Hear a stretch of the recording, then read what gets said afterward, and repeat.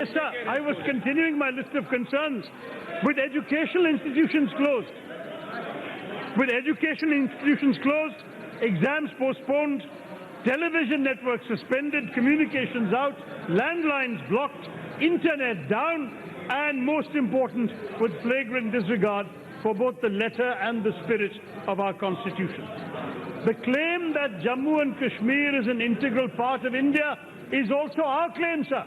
There is no political divide on that proposition. It is the Congress party's belief, and we are not challenging them. But the way you have pursued that claim with this bill, sir, is an affront to our very values as a democracy, as a nation, and has already done serious damage to our international standing and our credibility as a nation of laws, as a nation of democracy, and above all of the culture of decency, which was our culture in the way this has been carried out, that has also been betrayed. It is clear that the false pretense of terrorism to get people out from the Amarnath Yatra and elsewhere, the use of utter secrecy, the deployment of overwhelming force and arrests has revealed, frankly, a certain disdain, a certain contempt for liberty, for the rule of law, and, frankly, for the very conventions of our democracy that have sustained us for 70 years. That's why we said it's a dark day, sir. The truth is that if you look, I'm sure you will get this bill through this House very easily. You have a crushing, brute majority. But the tradition of consultation, of deliberation, of consensus will lie in shreds. Now, others have already spoken about the legal issues, including my colleague Manish Tiwari, and I know you will make counter-arguments on the legal points. I'm not a lawyer, so I will leave that debate to the courts. But let me confine myself on the legal side to saying simply that you have changed the basic constitutional relationship of the people of Jammu and Kashmir to the Republic of India without consulting them or their elected representatives. This is a breathtaking betrayal of our democracy and nothing short of legislative authoritarianism. By claiming that the concurrence of the state of Jammu and Kashmir has been obtained, and when it is under President's rule, and translating therefore state to mean the governor you have yourselves appointed, you have taken your own consent to amend the Constitution. And that too, sir, President's rule is meant to be temporary, only meant to happen when the constitutional machinery breaks down and no elections are possible. But decisions of a permanent character have now been taken. Even if you can convince us that you're upholding the letter of the law, this action betrays the spirit of the Constitution. So I won't talk much more about law, but let me just look at the consequences, sir. I'm very glad the Home Minister is listening so attentively. I think many of us would like to see the Prime Minister also explain this decision of the government to this House, of which he is a member and to which he is accountable. We all remember the last time the PM unleashed a shock decision to the nation, which was also initially applauded for its decisiveness, just like today. And that was the disaster of demonetization. The nation is still dealing with the devastating consequences of that action. I fear that you've inflicted upon us the political equivalent of demonetization, where the short and medium-term damage will greatly outweigh the long-term theoretical benefits. So let's look at the short-term damage already, which has already been done. Tourism, the lifeline of Kashmir, has been devastated. We know, sir, that we've spent decades, your government, our government, all governments, to convey a message of normalcy to the world. We've had so many advisories by foreign governments telling their citizens not to travel to Kashmir. All that, all those decades of effort to show this is not a state in crisis have been undone by this action. And ironically, Prime Minister Modi has said to the youth of Kashmir, they must choose between tourism and terrorism. With all the unemployment in Kashmir that has been mentioned already, the truth is tourism could have absorbed some of the young people. They've doubled the rate of unemployment of the rest of India, 24.6%. Now, what I want to say to you is, instead, we all know that though tourism, when it goes up, unemployment goes down, what is going to happen today is that you have actually thrown out the tourists from Jammu and Kashmir. So advisories are back in foreign countries, tourists are out, shikara operators are out of business, handicraft makers and carpet weavers are broke, and the Amarnath Yatra has been rudely interrupted. But even so, sir, our fellow citizens, what conditions are they living in? We are proud to say Kashmiris are our fellow citizens. But I ask you, sir, look at a place where stores are closed, petrol pumps are closed. There is a shortage of fuel and essential supplies are beginning to run out. There's no communications available. People can't even watch television unless they have a satellite link, which very few rich ones have. Nearly 7 to 8 million citizens of our country are living in a near total blackout. Isn't this a betrayal of Vajpayee ji's famous formula of Insaniyat, Jumhuriyat and Kashmiriyat? Let me ask you, sir, when will Achhe Din come for the people of Kashmir? Oh, yes, yes. When they're locked up behind their own homes. Sir, the fact is that a state, let me talk, Minister Saab, a state that was gently prospering, that despite the troubles, Kashmir's gross state domestic product was better than 12 other states and union territories in our country. That state has been given an economic setback in the name of your reform and progress. In the name of unity, you are promoting division. And in the name of prosperity, you are promoting poverty in Kashmir. I feel this is a very sad situation. Now let's look at the medium-term consequences that are going to follow.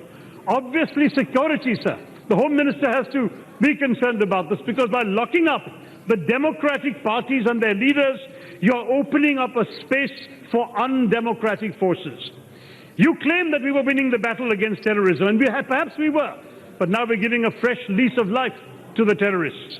And must say, we are facing a situation in which they can cite a new injustice for them to fight. You have made the mainstream pro-India parties irrelevant and powerless to stop extremism. That is the legacy that this decision is going to give our country. You may drive more misguided young Kashmiris to join the militants than ever before. And our brave Jawans will be even more in harm's way and in danger as a result of this action. And when the Americans complete their withdrawal from Afghanistan and the Taliban, of course, their victory is complete, there will be a lot of idle Mujahideen and ISIS and Al-Qaeda ready to join Pakistan's efforts to attack our country. You have given them more excuses to seek help and money for their nefarious work. And, of course, we know what's happening to our federalism. Everyone has said this, I will be brief on that the various states in the northeast, as well as for that matter Himachal, have very similar restrictions under Article 371. If all it takes is for this government to declare President's rule and use their majority in this parliament to make decisions for the legislatures of those states, are any of them safe? What has happened to our nation's respect for federalism, for minority rights? Can any Indian anywhere take his constitutional protections for granted? Sir, I need a few more minutes, sir. Just a couple more minutes. The international implications are very serious for our country. So with this action, we have thrown out 70 years of assurances to the international community and the UN. Pakistan has already taken the issue to the UN, sir, and is speaking to its foreign friends, and the UN has issued a statement calling for restraint. Is this not embarrassing for our nation? In the process, sir, we've also jeopardized, frankly, our claims to POK, because that rested on the question of the accession of the whole state. And thanks to this decision, the whole state no longer exists. Our diplomats posted in Muslim countries have been given an impossible job, because we know that Pakistan has already come knocking on the doors of these countries for support. Sir, the government is in a habit of portraying opposition to its initiatives as anti-national. So there is no need to teach the Congress Party about nationalism. We are the original party of nationalism, sir. So we have fought for values that were forged in the crucible of the freedom struggle, sir. And the fact is that the inclusiveness of India came from the inclusiveness of the freedom struggle, when Hindus, Muslims, Christians, Sikhs, Parsis, everyone came together, when Keralites and Kashmiris fought together for our freedom. Sir, this diversity has been an asset of ours. We must come together as a nation and stand up unitedly for these values that animated our freedom struggle. We are a great country, sir. We are a large-hearted country. Let us not be petty in dishonoring the carefully crafted arrangements that enshrine the state's accession to India. We used to be saying with pride that a Muslim-majority state is part of India despite partition. We have lost that, sir. We in the Congress Party stand in unequivocal solidarity with the people of Kashmir, with the Constitution of India, and with the spirit of Indian democracy, which is today in tatters. The people of Kashmir are looking to us to prove that they really matter to us and to this Parliament. Sir, I do want to say you had promised me some extra time, and the chairman who's sitting there, to respond to the historical inaccuracies that we heard from the other side. I do want to clarify one thing about that, sir, because already this forum, this parliament is not being treated as a forum for discussion or as a source of advice that the government will hear. It is being treated as a notice board, as one paper called it, in which honestly you can just post the decisions you've taken. Let me just tell you, sir, please, you tell me when will Kashmiri parents be able to take their children to school? When will they be able to watch TV? When they will be able to go out and buy food? Then we'll talk. But let me come back, sir. Nehruji has been demonized here, and he has been criticized by very many speakers, particularly those from the ruling party. It's very interesting. You know what he said on the subject, sir? He said, in the Loksabha in August 1952, exactly 6-7 years ago, he said, we fought the good fight about Kashmir on the field of battle and in many a chancellery of the world and in the United Nations. But above all, we have fought this fight in the hearts and minds of men and women of that state of Jammu and Kashmir. Because ultimately, he says, I say this with all deference to this parliament, the decision will be made in the hearts and minds of the men and women of Kashmir, neither in this parliament, nor in the United Nations, nor by anybody else, sir. This is the advice we must all remember today. And, sir, to respond specifically to the question of 370, the BJP has made two allegations, and Nehruji came up with it on his own, and that Sardar Patel had nothing to do with it. Let me clarify the actual facts, sir. The President, sir, the Home Minister is right. I have to clarify. There's a misleading record in the House. The Home Minister is actually correct in saying that the Cabinet collectively did not decide. What happened was, sir, on the 15th and 16th of October 1949, at Sardar Vallabhbhai Patel's home, negotiations. Let me finish, sir. आप मुझे सुनिए ना, आप मुझे miss call कर रहे हैं। I have to finish. गृह मंत्री जी, एक मिनट सुनो भाई साहब, आप सुनो माननीय गृह मंत्री जी को। अध्यक्ष महोदय, ऐसा है, थरूर जी प्लीज सुनिए, थरूर जी प्लीज सुनिए, थरूर जी आप एक मिनट मुझे सुनिए ना, एक मिनट, मगर क्लैरिफिकेशन की जरूरत ही नहीं पड़ेगी। थरूर जी जिस बात में मुझे अरे सुनो तो भाई, जिस बात में वो मुझे कोट कर रहे हैं, इसमें मैंने सरदार पटेल के लिए नहीं कहा है, श्यामा प्रसाद मुखर्जी के लिए कहा है। श्यामा प्रसाद मुखर्जी के लिए कहा है, वो मुझे गलत कोट कर रहे हैं। मसूदी साहब ने जब कहा कि श्यामा प्रसाद मुखर्जी 370 लेकर आए, तब मैं खड़ा हुआ और मैंने स्पष्टीकरण करा है। शायद उस वक्त वो हाउस में नहीं थे, इसलिए उनको किसी ने चीट गलत पकड़ा दिया। उस विषय पे ठीक है, अब आप बोलिए। आप उस विषय पे ठीक ही बोला, मैंने मान लिया, मैं था यहाँ, मैं सुना। लेकिन the larger issue, sir, the larger issue is, unfortunately, we have missed this, that the claims that have been largely made in this House by your party has also been that Sardar Patel, if he had been here, we would not have this problem. It's all Nehru's individual fault. I have to clarify that, sir. Nehruji did not do anything on his own. There were 3 accessions, as been mentioned already, including by Dr. Jitendra Singh. There was Hyderabad, Junagadh, Kashmir. All 3 had to be treated by Nehruji and Sardar Patel together, without exception, sir. What is more, this question of a plebiscite, which somebody said is a bizarre thing that we have done. I'm sorry, the plebiscite was promised for all 3 places. It's there in the record, sir. And the problem with misrepresenting history is, the problem... I have not finished, sir. Please, let me clarify. सभी राजनीतिक दल हैं, आपका अकेले का दल नहीं है यहाँ पर, और भी छोटे छोटे कई राजनीतिक दल हैं। माननीय सदस्य, ऐसा नहीं है कि कांग्रेस एक दल हो अकेली, सबको मौका देंगे। हाँ, कंक्लूड करो आप। नो, ऐसे नहीं माननीय सदस्य सब खड़े हो जाओगे। नो तरीका, बैठिए। अध्यक्ष महोदय, अध्यक्ष महोदय, अध्यक्ष महोदय, अध्यक्ष महोदय, अध्यक्ष महोदय, अध्यक्ष महोदय, क्योंकि मेरा नाम, अरे माननीय सदस्य, मेरा नाम आप कर देना, माननीय गृह मंत्री जी को व्यवस्थित। Sir, let me just finish. Sir, I have not given you the historical facts. 1 second.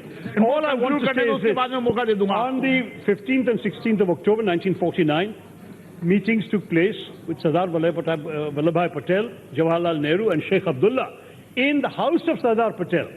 and Minister without portfolio who was looking after Kashmir, Shri N. Gopalaswamy Iyengar, took detailed notes. He sent a summary of the notes of these conclusions to Sardar Patel with the following covering note. Will you kindly let Jawaharlal ji know direct as to your approval of it? He will issue the letter to Sheikh Abdullah only after receiving your approval. That approval came, sir, on the 17th of October 1949 from Sardar Patel, and only then was 370 brought into the Constitution of India on 17 October 1949. Sir, Itihas to the point is all these records have now been declassified. They're available, sir. So I just want to conclude with one last sentence. This, finally, sir, is an assault on the Constitution, on the inclusive idea of India. It's an assault on the spirit of cooperative federalism. It's an assault on our democratic practices and an assault on the individual liberties of each and every one of our citizens from the state of Jammu and Kashmir. And therefore, sir, it is an attack on our own country's democracy and values. So in the long-term interests of India, sir, and for Indian democracy, and as proud Indian nationalists, my party rejects this bill. I would also request the Home Minister, would he accept a request from my party to lead or to conduct or to organize an all-party delegation to visit Kashmir and see for ourselves what the situation is on the ground? I'll leave that question with the Home Minister. Thank you.